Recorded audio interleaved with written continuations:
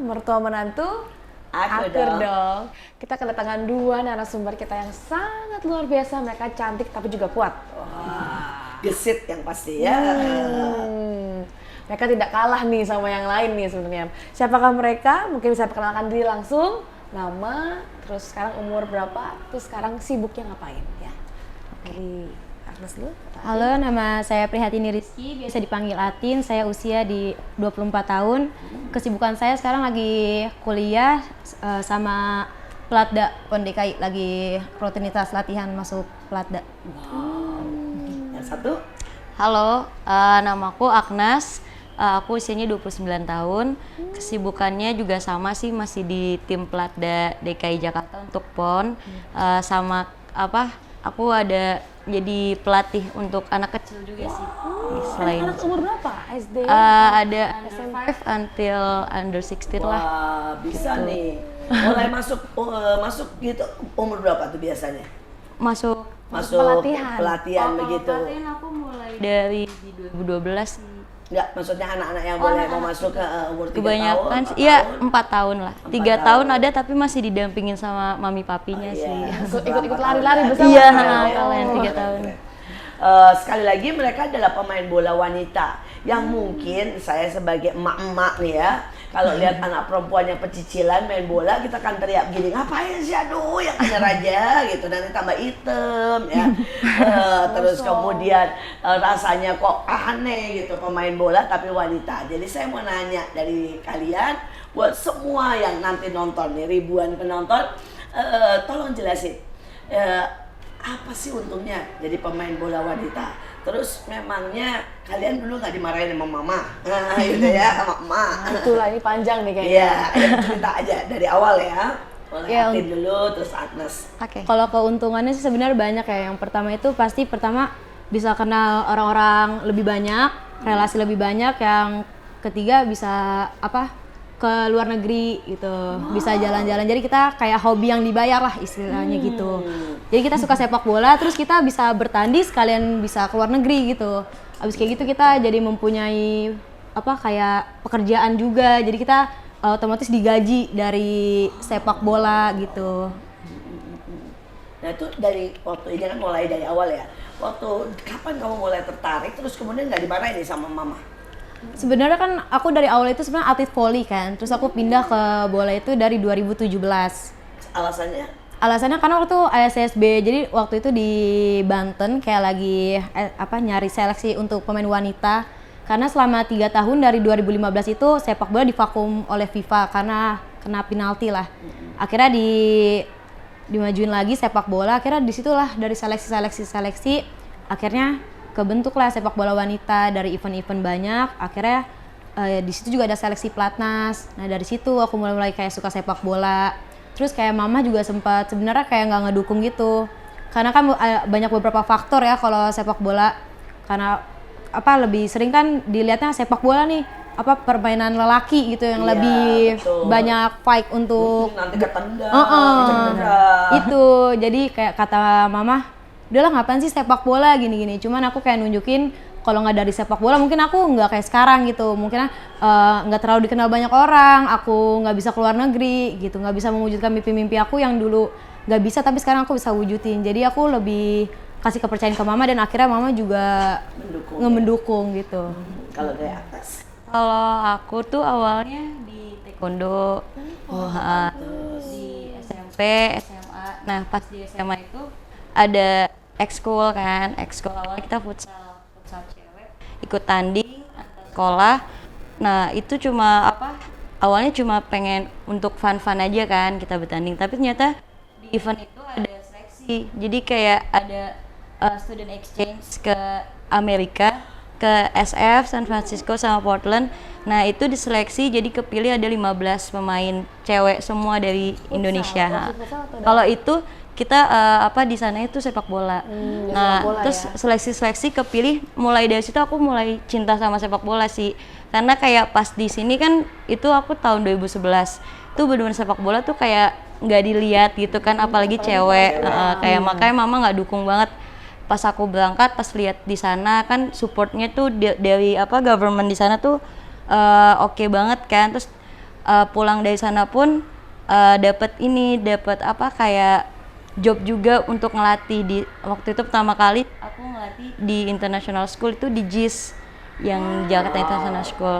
Nah dari situ kan mama juga lihat jadi anak saya berarti melakukan iya betul melakukan hal nggak yang cuma kita suka tapi ada yang dihasilkan untuk anaknya sendiri kan mama jadi bangga. Makanya kita selalu sampai sekarang masih survive di sepak bola karena itu juga benar kayak banyak jadi pengalaman kita bisa kayak keluar juga kan terus di sana bisa main sepak bola sama teman-teman yang di sana juga terus pengalamannya juga tambah lagi gitu sih jadi sampai sekarang juga masih cinta juga sama sepak bola sih. Wow, sebuah dunia yang mungkin banyak orang tidak pernah mengenal dan tidak tahu. Karena sepak bola perempuan selama ini di Indonesia saya juga nggak terlalu sering dengar. Tapi buat mama-mama, emak-emak yang seperti saya nih ya, jangan larang hobi anakmu. Karena setiap hobi bisa menghasilkan berkat. Setiap hobi ada terobosan-terobosan dan ada keunikan dan ada yang namanya masa depan. Jangan anggap remeh hobi talenta yang Tuhan kasih. Karena mungkin itu justru merupakan jalan keluar untuk anak kita bisa keluar negeri, dapat kerjaan, dapat fasilitas. Jangan remehkan sepak bola wanita ya. Nah sekarang pertanyaan saya nih buat Atin ya. Jadi pada waktu kamu belajar bola nih sepak bola perempuan mungkin buat banyak orang yang nggak tahu kayak saya. Yang diperlukan apa? Bakat atau ketekunan atau wah itu kalau lihat kan nendang bola itu kan bisa sakit ya terus belum katanya cedera ini gimana nih mulainya dari mana nih kalau mau mulai nih saat umur berapa mulai nih terus dia start dari terus mana terbaik umur berapa nanti apalagi ada sang pelatih ada coachnya ya. Ada coachnya. Kalau aku sih pertama kayak modal pede aja ya yang pertama. Karena aku sama sekali buta akan sepak bola. Aku gak punya basic apa-apa ketika aku turun. volley boleh dilempar Iya, ditendang iya. gitu. Volley dan atletik. Soalnya kan sekarang aku jadi goalkeeper kan. Dulu itu aku pas seleksi bola itu aku malah jadi pemain. Aku ditaruh di wing kanan dan aku kan basic atletik juga dulu di nomor 100-200. Jadi aku taunya cuman sprint lari aja. Aku nggak tahu offside apa itu passing long ball. Nggak tahu. Jadi aku udah terima bola lari-lari aja. Nah, abis kayak gitu kok ternyata seru juga sepak bola gitu kan. Jadi aku mendalami, menekuni sampai aku masuk SSB gitu. Sempet SSB beberapa kali. Ya udah habis kayak gitu ditekunin sampai alhamdulillah sampai sekarang sih. Udah nyaman banget di sepak bola gitu. Wow. Nah sekarang kalau Agnes nih, gimana nih? Kalau anggaplah anak kita mau tertarik sama bola nih, kayak anaknya Kesha nih, perempuan tapi rasanya tertarik sama bola nih ya, dari kecil ya, udah giring bola tuh dari umur 1 tahun kali. Dia jalan karena ngejar bola. Oh iya benar. Iya. Nah ini apa nih yang kita mesti ajarin, latihan, gitu apa nih? Kalau aku sih karena sering ketemu yang usia-usia dini, emang awalnya tuh apalagi dia baru ngelihat untuk pendekatannya itu susah banget kan untuk ke anak usia dini gitu. Apalagi kayak 3-4 tahun itu dia masih kayak ini siapa, ada orang asing gitu kan di depannya, tapi kayak lebih kita ngajakin ngobrol terus kayak jadi kayak bolanya itu jadi Temen. jadi satu Kayak mainan gitu.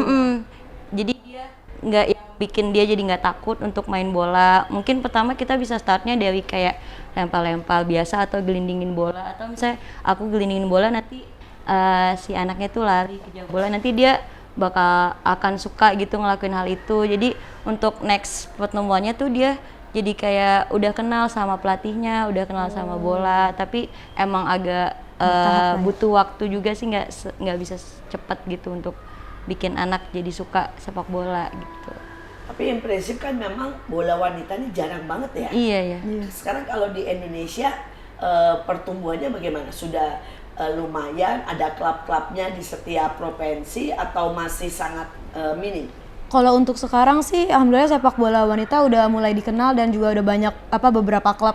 Terus kita juga kayak banyak yang support itu dari kayak SBWI, itu tuh kayak bener-bener konten untuk sepak bola wanita, kumparan bola wanita, dan sekarang udah banyak event-event di sepak bola itu dari 2018 setelah beberapa kali vakum, dan sekarang udah banyak kayak pertandingan. Kayak kemarin kan ada kayak dari usia-usia dini dari U13 sampai seniornya pun juga ada, karena dari pelatnasnya dari ada yang di junior dan seniornya juga ada dia sekarang.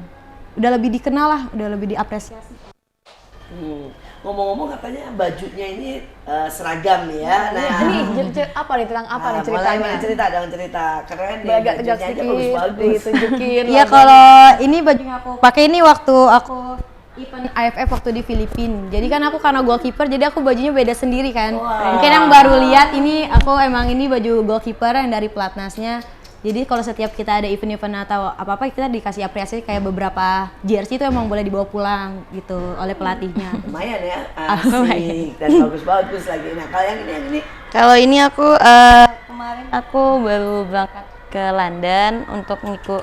Jadi diseleksi di Jakarta dulu, championship dari AIA. Nanti dia pilih ada 7 pemain untuk diberangkatin ke London. Kemarin kita juga di sana latihan bareng sama nonton pertandingannya Tottenham Hotspur. Wah. Asik, Bulan asik Mei banget. kemarin sih. Dan itu sering tuh event-event kayak begitu buat pergi ke luar negeri, buat apa itu nonton bareng, diberangkatin itu sering ada. Kalau itu sih event tahunan sih. Kalau misalnya kayak event misalnya timnas juga kan suka ada Event turnamen atau friendly match tryout. Kita juga ini dari PON DKI juga mau ada tryout ke Malaysia nanti. Iya, dari Pelatda. Dalam bulan ini. Wah, seru banget nih. Sekali lagi kesempatan besar buat yang suka bola, apalagi cewek nih ya, yang suka lari. Karena tadi dibilang mulai berangkat dari atletik, semuanya ternyata dari taekwondo juga ya. Dari volley, dari bola dari dilempar volley ditendang. juga. Wah, ternyata banyak banget eventnya. Ngomong, kenapa nggak terusin taekwondo? Kan taekwondo juga Asik juga. cewek nih Iya. jarang loh ya. Kalau aku sih dulu banget tuh ikutnya taekwondo sama bulu tangkis. Wow. Tapi di bulu tangkis cuma stop sampai SMP karena itu agak lebih susah ya untuk di bulu tangkis. Kalau bulu tangkis tuh banyak banget saingan Banget, ya. Lebih terkenal Itu kan saya karena bilang. olahraga Iya. terkenal banget. Itu olahraganya orang Indonesia soalnya. Betul, jadi udahlah, jadi ini up deh ke bulu tangkis. Kalau di taekwondo masih rutin sih sampai kuliah juga. Cuman bagi waktunya agak susah sih. Entah jadi kayak, tapi aku juga masih ada ngelatih taekwondo juga untuk anak kecil kemarin gitu. Tapi nggak seaktif di sepak bola. Wah, kalian hebat-hebat sekali nih ya. Pantesan nih cewek tapi kuat-kuat dan ajaib. Nah, kalau misalnya ini mau nanya lagi nih, pengalaman, tolong ceritain aja ya, pengalaman kalian pertama ke luar negeri. Ya karena bola ya. Gimana ya, pasti exciting kan? Ya. Terus gimana, apa yang terjadi di sana, makanannya. Ini semua pengen denger nih ya, bagaimana nih gitu.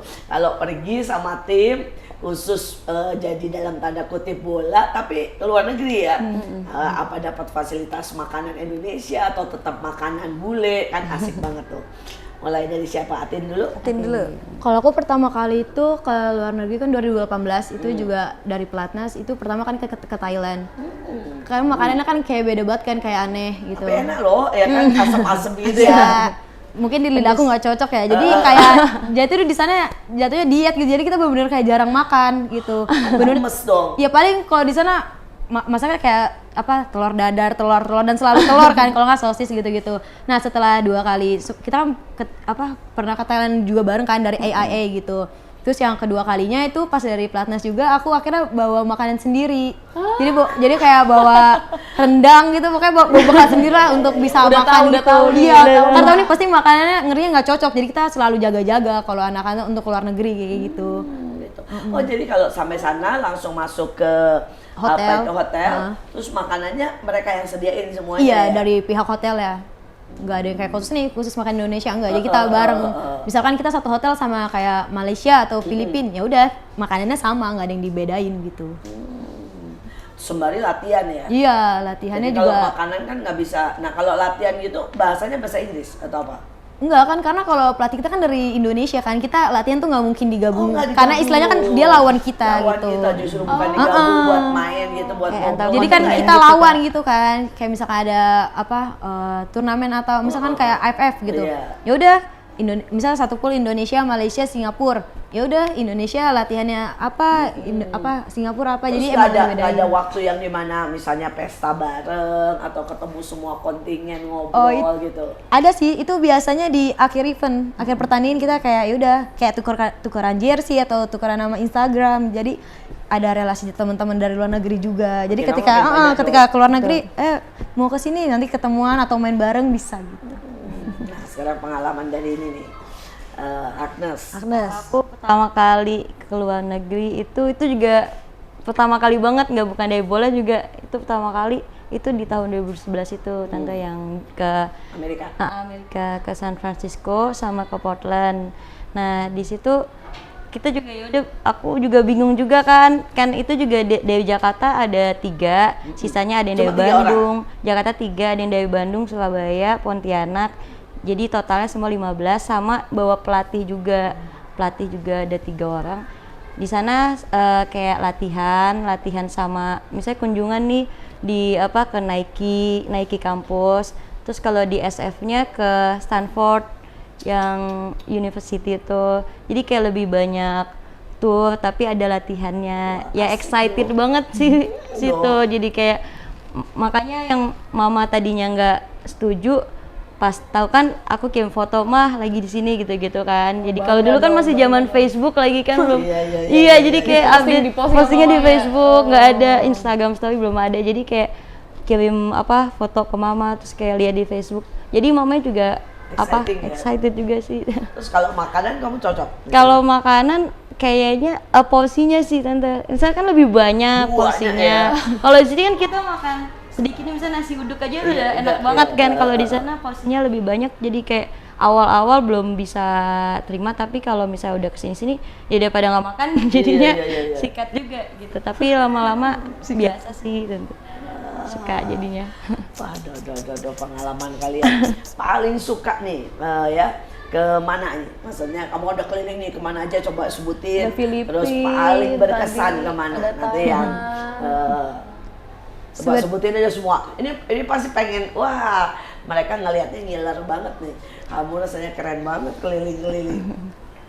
Sebenarnya sih ada beberapa event yang nggak aku ikut itu karena aku pernah mengalami cedera kan.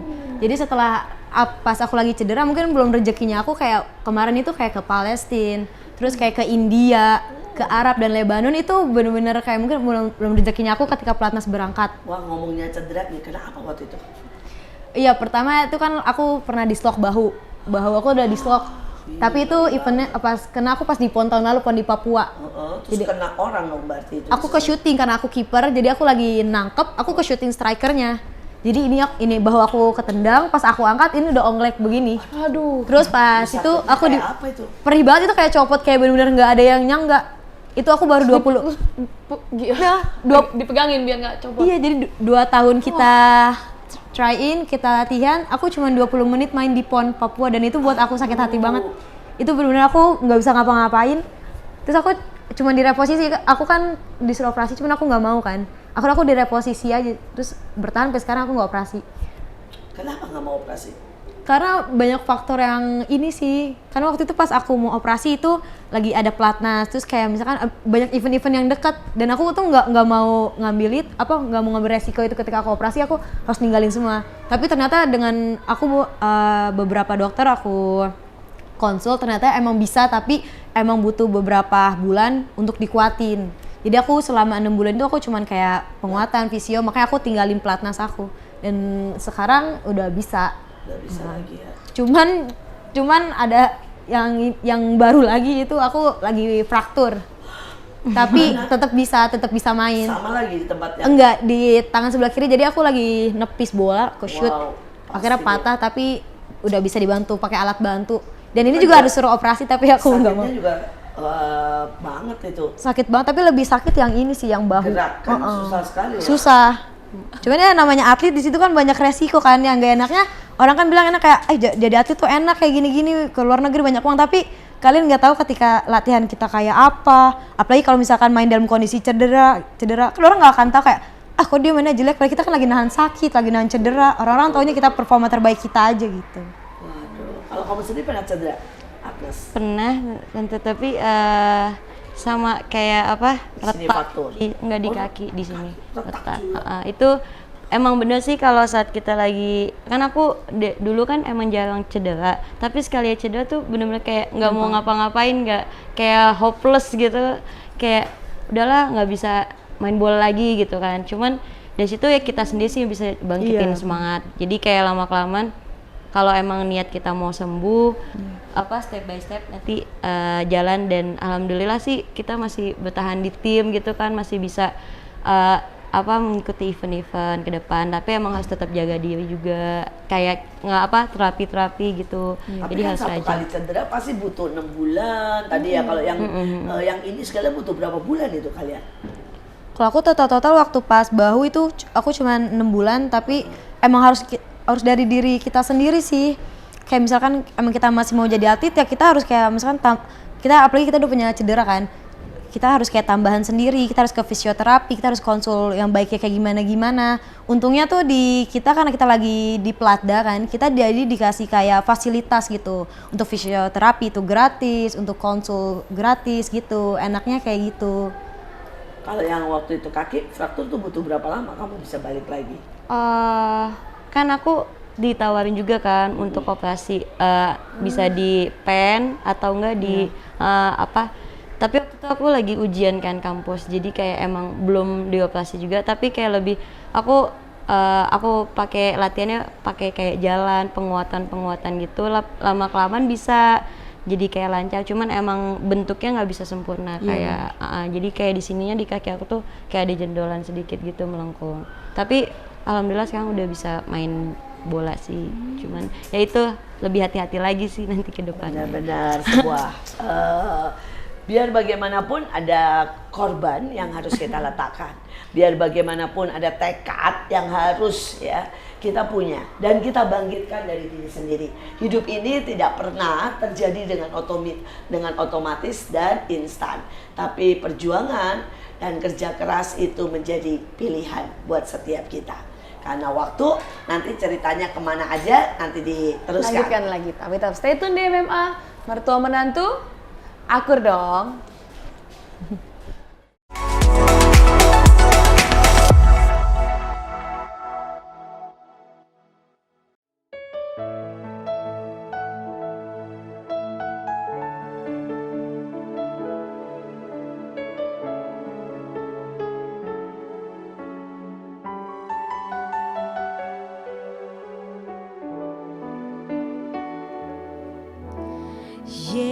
Yesus, Kau telah memulai segala yang baik dalamku. Engkau menjadikanku serupa gambaranmu dan berharga di matamu. Yesus, Kau telah memulai karya yang mulia dalamku. Kau berikan hidupmu sebagai ganti dosaku, karena kasih-Mu padaku. Sekarang ku memuji-Mu, Allah yang setia, yang tak pernah meninggalkan perbuatan tangan-Mu. Sekarang ku menyembah-Mu, Allah yang mulia, sempurnakan setiap hidupku agar indah bagiku. Sekarang ku memuji-Mu, Allah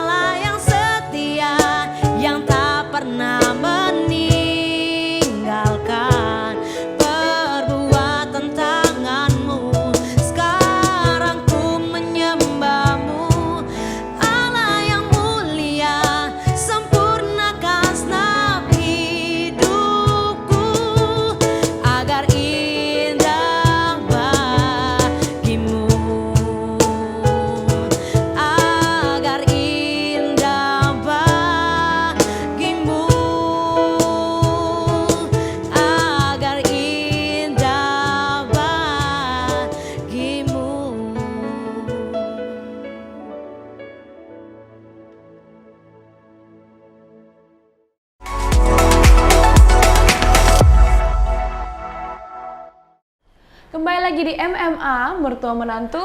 Aku dong. Kita masih dengan dua atlet wanita kita yang sangat luar biasa, Agnes Maria dan Atin Rizky. Tapi tadi udah cerita banyak ya, ternyata dengan permainan bola ini bisa membawa sampai ke London, bisa sampai ke Filipina, bisa sampai ke Thailand, bisa sampai jadi pelatnas, dan ternyata banyak banget benefitnya. Tapi sekarang kita mau bahas apa aja nih sisi-sisi yang masa-masa mungkin mereka juga ngadepin yang hal-hal yang berat gitu, karena kan perempuan. Terus kalau cedera tadi sempat dislokasi, sempat fraktur. Nah itu bagaimana tuh ceritanya tuh ngadepinnya? Mulai dari awal deh, mulai dari kalian bagaimana sih untuk melatih ya, misalnya 2 jam lari atau di lapangan sehari ini berapa jam gitu ya. Apalagi kalau mau pelatnas, apalagi kalau mau ke luar negeri, mau pertandingan. Nah coba cerita terus kemudian tip-tipnya ya, supaya kita nih tahu nih harganya apa nih ya buat jadi seperti kalian. Kan semua pasti pengen banget, dan ngelihatnya tuh wow banget, sebuah kehidupan glamor loh buat banyak orang ya. Tapi apa nih korban kerja keras dan upaya yang harus kalian berikan? Kalau secara pribadi aku kan, karena aku udah pernah merasakan di Pelatnas dan Pelatda itu kan emang training center yang beda. Kalau di Pelatda itu kan mungkin kita masih di dalam negeri dengan pelatih-pelatih yang maksudnya ya masih bisa kita toleransi lah, masih kayak coach jangan terlalu gini dong, terlalu kayak gini dong latihannya gini kan. Terus kalau di Pelatda itu kita mungkin karena teman-teman kita yang udah tesnya lama gitu kan, mungkin bisa sampai 3-4 tahun bareng, jadi kita udah merasa klop gitu, lebih enak. Nah bedanya kalau di Pelatnas itu kita kan tesnya mungkin trial cuman sebulan, waktu itu aku pernah tesnya cuman 2 minggu, jadi tuh kayak tesnya mendadak gitu kan. Nah habis kayak gitu, kalau misalkan di Pelatnas itu jadi sistem orangnya itu check in check out, jadi tuh nggak, misalkan kita event IFF nih, orangnya tuh bisa beda lagi, misalnya kita ada friendly match di Singapura itu beda lagi orangnya. Jadi kan kita harus beradaptasi lagi kan sama orang tersebut. Enakan kalau terus sama ya. Iya, sebenarnya enakan kayak gitu. Cuman memang dari struktur kayak organisasinya memang kayak gitu, ada sistem check in check out, dari segi pelatihnya pun juga sama.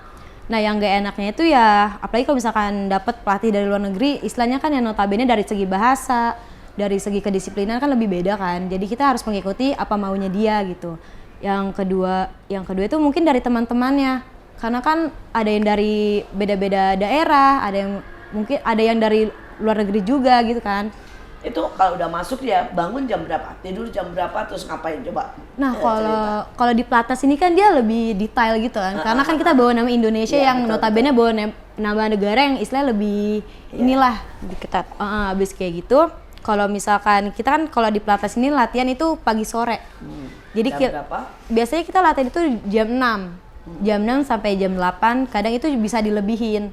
Jadi kita bangun 4:30, ya kita yang muslim itu sholat, habis itu ya kita berangkat ke lapangan bareng-bareng naik bis gitu sama teman-teman. Pagi nggak makan apapun? Sarapan, cuma sebelum latihan tetap sarapan? Harus sarapan dulu sama pelatihnya. Misalkan latihan jam 6 ya mungkin sarapannya jam 5.15 atau jam berapa. Jadi benar-benar kayak disiplin banget waktu di Pelatnas gitu.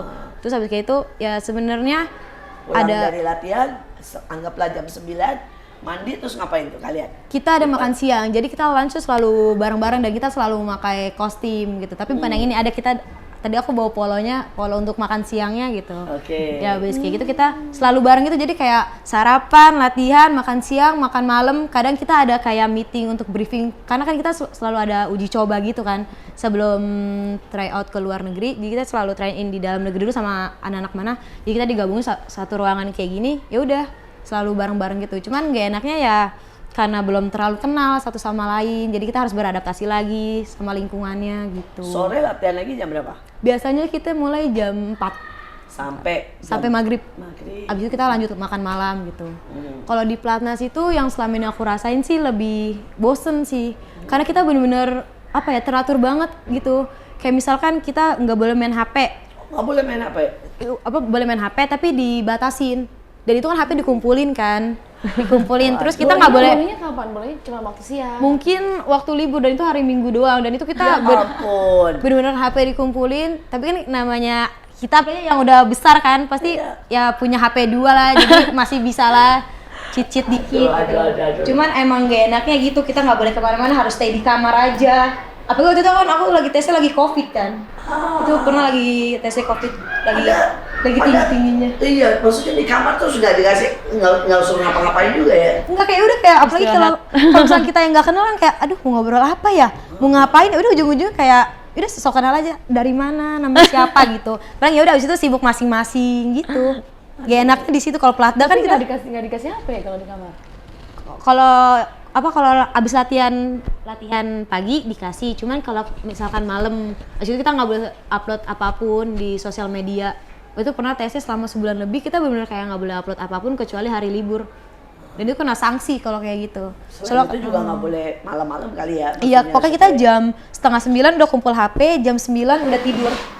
Dan gitu terus, makanya kan ngerasa bosan kan sebagai atlet, kayak aduh sebulan pasti pengen kayak udah dong cepet ya, udah cepet dong selesai. Beda sama nggak boleh pelatda. nongkrong gitu, nggak boleh ya. Untuk nonton TV di kamar boleh. Tapi asalkan kayak jam 9, jadi tuh pelatihnya suka muter ke itu matiin semuanya gitu. didengerin gitu. Terus kayak misalkan kan kita selalu ada yang piket ya kalau di Platnas. Jadi tuh dihitungin berapa, misalkan atlet itu ada 27 atlet. Terus HP-nya dihitungin, dicek sama dia. Nanti kalau misalkan wah kurang nih siapa nih? Ntar kena sanksi, suruh push up, atau nanti pas latihan dia udah latihannya jogging aja. Potong potong gaji gitu. Ya, waduh, lucu juga ya. Nah, kalau kamu pengalamannya apa tuh? Kalau hariannya kayak gimana tuh? Sesibuk apa? Kalau aku mah belum pernah ngalamin yang seketat itu sih. Kalau di PON kita di Platda ya paling sewajarnya juga kayak waktu jawab masing-masing. Kayak handphone belum dikumpulin Enggak semalam. harus Tapi dikumpulin. dulu pernah juga aku pernah seleknas, tapi cuma 2 minggu. Itu juga sempat ngerasain, untungnya sebentar doang sih. Handphone dikumpulin, jadi kayak malamnya bingung udah gitu kan. Mau nonton TV kayak malah jadi nggak ngantuk, tapi kalau nggak nonton TV jadi klik gitu, ngapain nih? Jadi takut. Itu juga harus jam 9. Betul. Jam 9 juga. Ya udah Bapak tidur aja. Ketiduran. Sehari latihan berapa jam kalau di yang kalian? Kalau kita sehari kan ini kan eventnya juga masih agak jauh, jadi masih sehari 2 jam masih. Cuman seminggu bisa 3 kali. Nanti kalau udah mendekati kita masuk TC gitu kayak di satu tempat, itu latihannya pagi sore gitu. Lebih intens. Lebih intens. Pagi 2 jam, sore 2 jam ya. Nanti ada recovery-nya juga sih Tante. Misalnya kayak recovery-nya kita kayak berenang atau masas gitu. Nggak yang full digencet. Dihajar Ya, latihan saya enggak, satu kita pasti hari ada full. recovery-nya. Oke. Terus kalau misalnya apa itu yang tadi ya, dari semua tempat yang kamu kunjungi ini, ngomong luar negeri, yang paling punya pengalaman spesial dan buat kalian wow gitu ya, kamu kemana?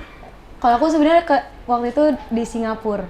Kenapa Singapura? Karena waktu itu aku friendly match Indonesia Singapura dan aku bisa nepis penalti Singapura dan itu viral. Sampai bener-bener kayak diupload dimanapun. Jadi itu suatu kayak kebanggaan buat aku gitu. Kayak dan itu di situ kita menang dan kita naik ranking. Tadi kita tuh di ranking 129 jadi naik ke 87 apa 78 karena kita ngalahin Singapura gitu. Keren. Itu ada yang nepis loh. Iya. Jadi itu pengalaman Iya, spesial. itu nggak terlupakan Itu sih. kalau misalnya udah selesai pertandingan terus kamu menang gitu ya, nggak ada tuh sesi jalan-jalan, boleh beli apa aja gitu, nggak ada? Ada. Emang Ada. kita kalau di Platas itu setiap kita keluar negeri, kita pasti dikasih waktu libur sehari untuk emang jalan-jalan gitu. Karena kan Biasanya akhir. ya biasanya di akhir match mau itu menang Biar ataupun fokus, kalah. biar fokus. Iya, jadi kita kayak udahlah otak kita udah fresh gitu kan, kita pernah istilah kita udah menyelesaikan tanggung jawab kita, ya udah sekarang kita ganti, kita kayak healing kemana gitu. Terus kalau buat kamu yang paling berkesan buat Agnes? Kalau aku sih yang berkesan yang ke US itu sih. Kalau ke US itu nggak turnamen. Kalau ke London kan kita ada turnamen. Jadi fokusnya tuh pertama tanding. Ada Dan waktu. ini juga beban ya. Betul. Kalau yang ke US itu kayak dapat ini aja dapat betul kayak Grand Prize, woi jalan-jalan ke sana terus nggak ada tuntutan buat nanti kita di sana tanding nih harus menang, nggak. Jadi kayak lebih ke kunjungan, apalagi kan kunjungannya juga ke salah satu kampus impian aku tuh, pengen banget kuliah di Stanford, tapi kan nggak mungkin, jadi ya udahlah foto aja di sana gitu.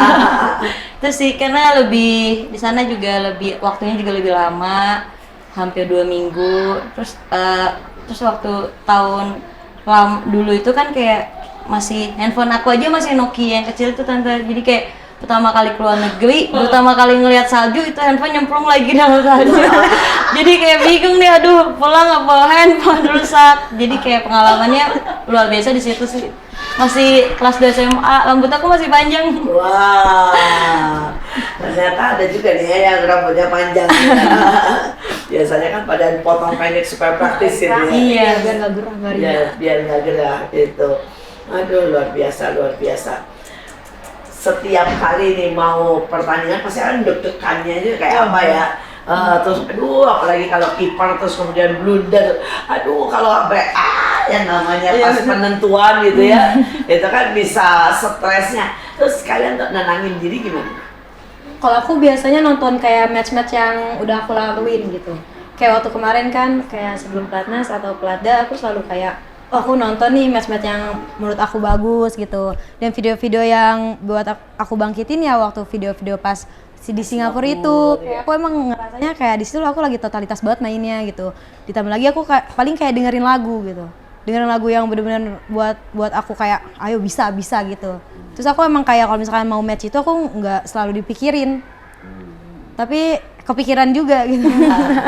Pasti sih itu kan tanggung jawab besar dan itu menentukan nama bangsa ya biar bagaimana ya. Karena aku ngerasa kayak tanggung jawab aku tuh paling besar di antara teman-teman karena kan aku kiper ya, orang terakhir kayak tanggung jawabnya besar gitu. Karena aku barisan terakhir nih.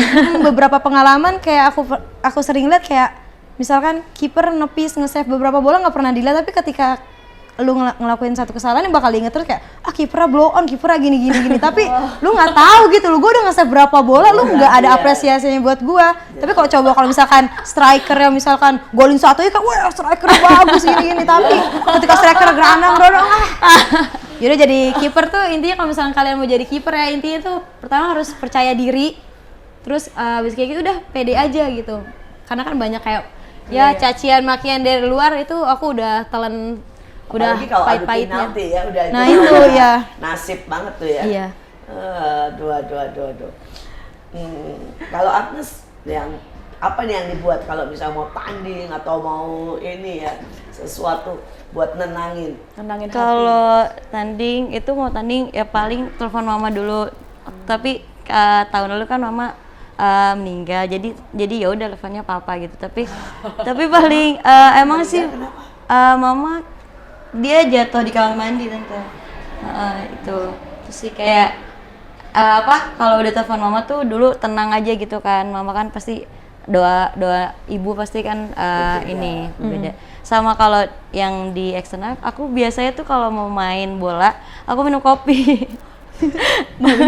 Biar nggak ngantuk gitu tante. Jadi kayak bisa lebih juga ya main bola sembari ngantuk. Aduh, itu saya belum mendengar. jadi fokus di lapangan. Pernah nggak main bola ngantuk gitu? Pernah kak, kayak jadi nggak fokus gitu kan. Tapi kalau sebelumnya minum kopi kayak teng gitu ya matanya, jadi nggak diteriakin sama mungkin pelatih. pas lawannya lagi ini kali kita nggak diserang-serang karena kan dia posisinya back kan deket sama Iya, kiper. aku di wingback. Jadi emang lebih bekerja tuh di gelandang sama depannya aja. Mungkin dia kayak ngantuk nih belakang. lawannya gitu kali.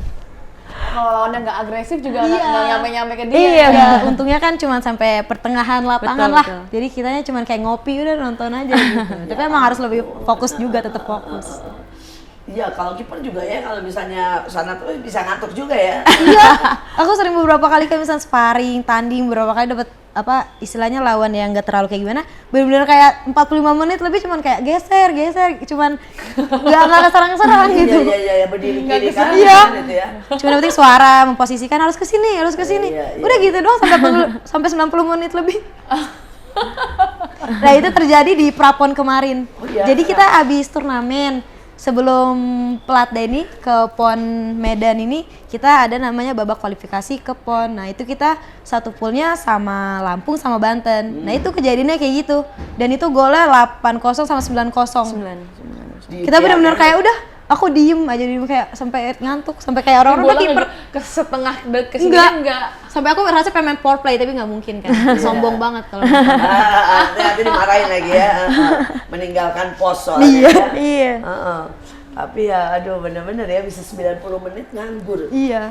Bisa bener-bener duduk gitu ya. Nggak boleh juga ya. Nggak boleh, kena kartu nanti. Iya, 90 menit loh. Kayak tidak menghargai, kayak Iya, tidak ngeledek. menghargai teman-teman yang sedang bertanding ya. Tapi mau ngapain juga itu olahraga sendiri itu namanya. Aduh. Luar biasa sebuah perjuangan yang ajaib dan banyak sekali cerita-cerita seru nih dari mereka. Mungkin dalam hidup ini kita cuma melihat kesuksesan mereka.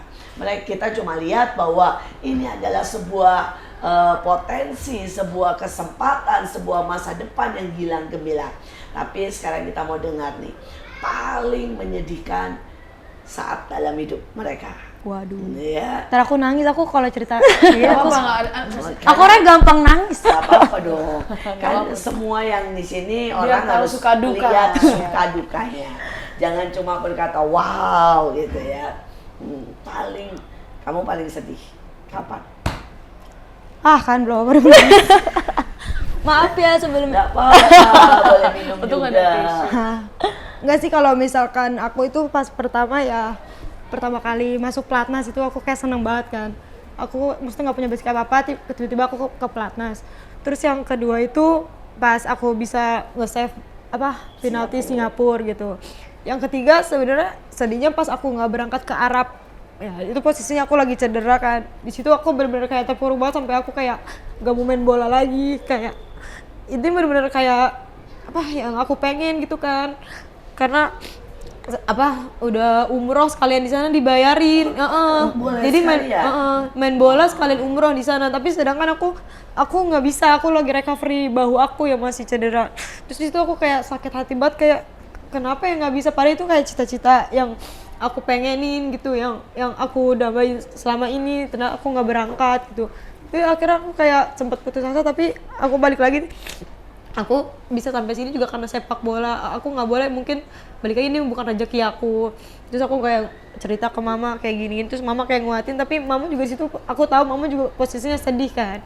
Terus habis kayak gitu ya udah aku coba untuk kayak bangkit, aku recovery, aku latihan sendiri untuk bisa performa terbaik aku comeback lagi ya. Alhamdulillah sampai sekarang aku bisa melewati fase-fase itu, tapi itu benar-benar kayak momen yang nggak akan bisa aku lupain. Terus sama waktu cedera pertama aku yang diselok bahu di Papua itu, yang aku latihan 2 tahun dan aku cuma bisa performa dan 20 menit, dan aku nggak bisa ngasih yang terbaik untuk DKI waktu itu, dan aku pulang itu benar-benar sama sekali nggak bawa medali untuk teman-teman gitu.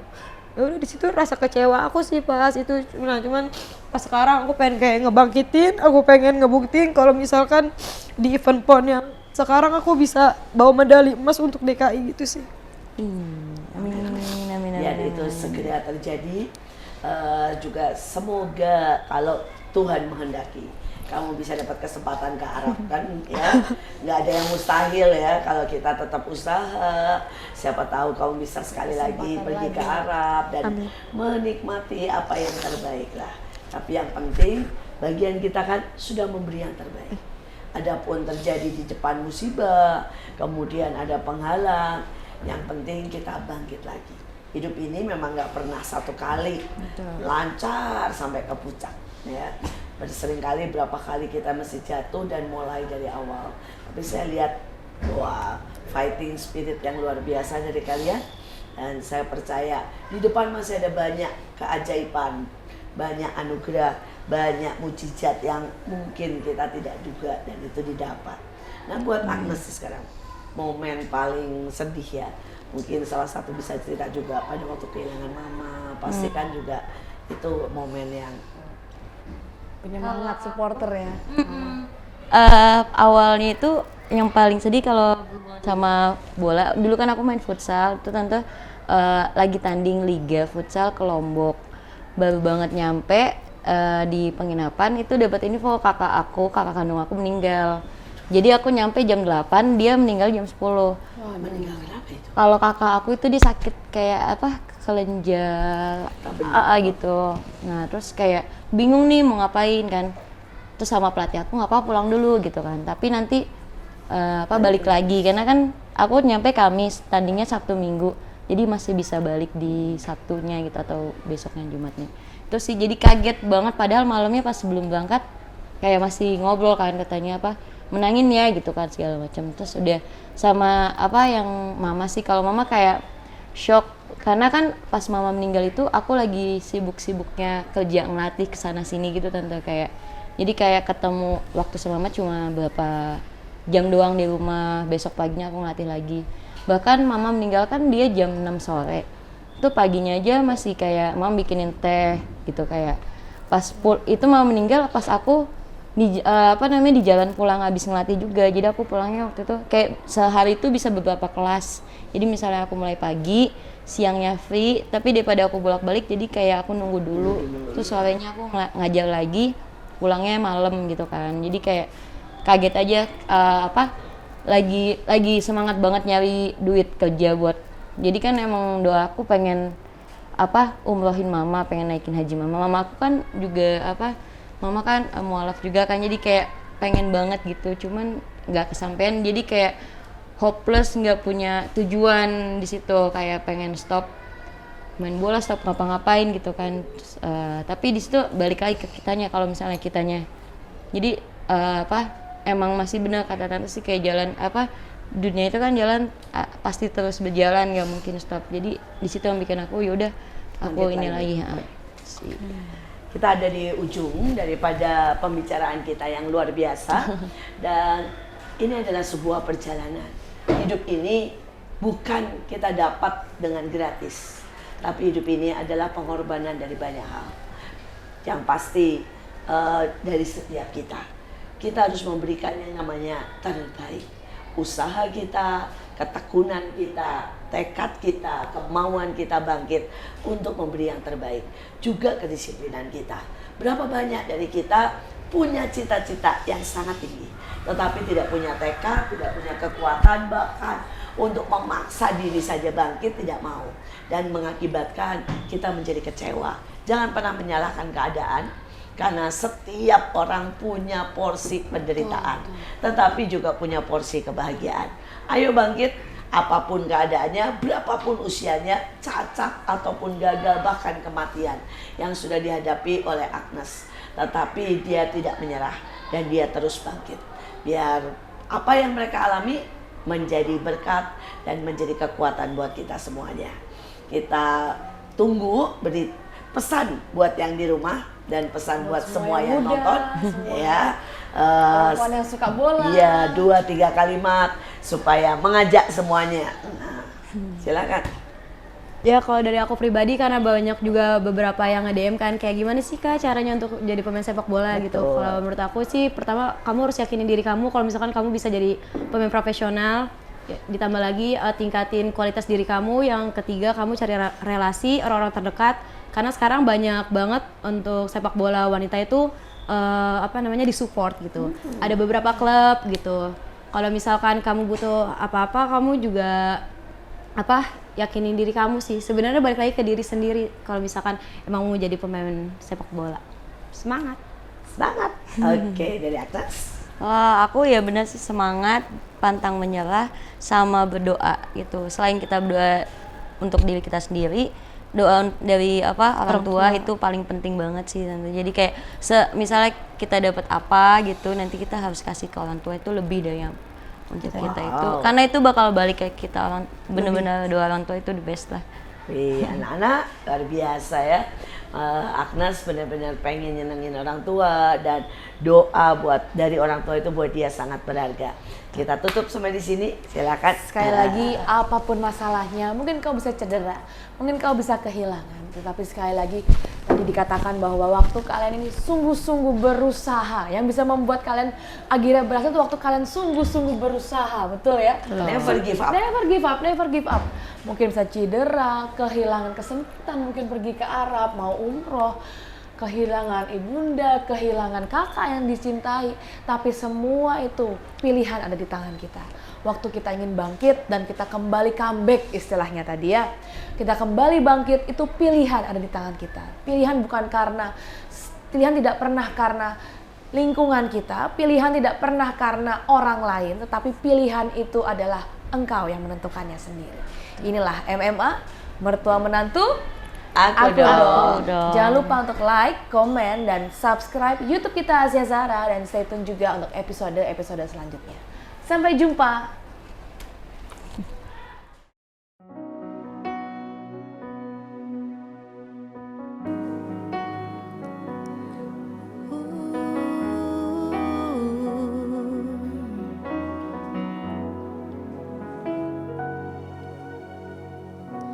You are the love of my life.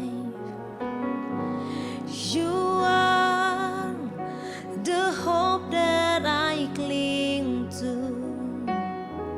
You mean more than this world to me. I wouldn't trade you for silver or gold. I would